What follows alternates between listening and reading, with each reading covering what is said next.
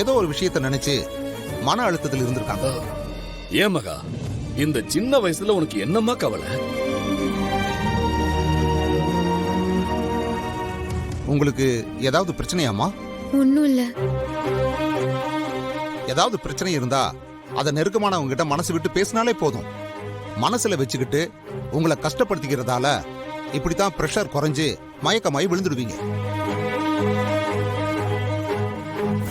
அப்படி மயக்கமானா இந்த மாதிரி லைஃப் ஸ்டைல் டிசீஸ் எல்லாம் வரும். இன்னைக்கு நாம உடம்பை எப்படி பாத்துக்கிறோமோ அதே மாதிரி மனசையும் பாத்துக்கிறது ரொம்ப முக்கியம்.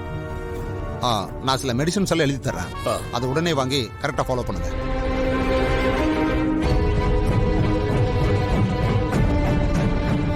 இந்தாங்கம்மா, இந்த மெடிசனை வாங்கி 3 நாளைக்கு கொடுங்க.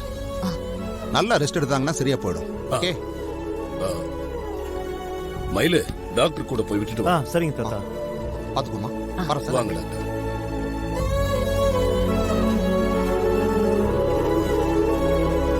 மகா, நல்லா ரெஸ்ட் எடுமா. சரியா? வா, நம்ம போலாம்.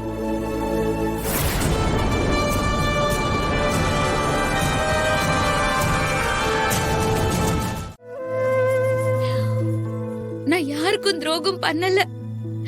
என் விதி என்ன இப்படி ஒரு இக்கட்ல கொண்டு வந்து நிறுத்தோன்னு நான் எதிர்பார்க்கல.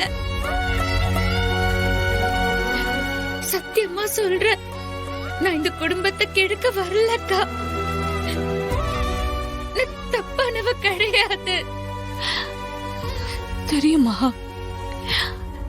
நான் வீட்டை விட்டு ஒரு தடவை போனப்போ அம்பிகா அம்மா என்ன திரும்ப கூட்டிட்டு வந்தாங்க.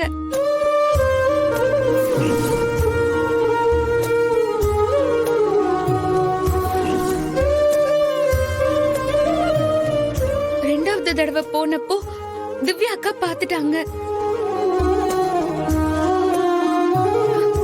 என்னால போகவே முடியல.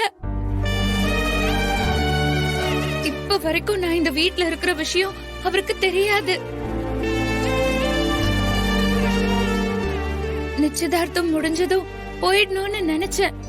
ஆனா அதுக்குள்ள அவருக்கு இப்படி ஆனதால இந்த பூஜை முடியற வரைக்கும் இங்க இருக்கிற மாதிரி ஆயிடுச்சு. என் வாழ்க்கைய காப்பாத்தினவருக்கு நன்றி கடனா நான் இந்த பூஜைய பண்றேன்.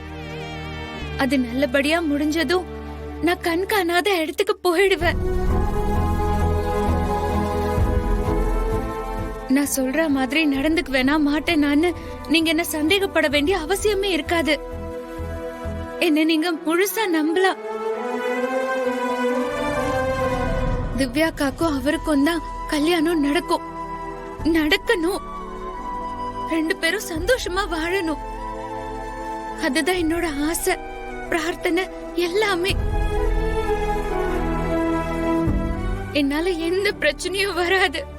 நான் அவங்க வாழ்க்கைக்கு நடுவுல என்னைக்கும் வரவே மாட்டேன். இது சத்தியம்.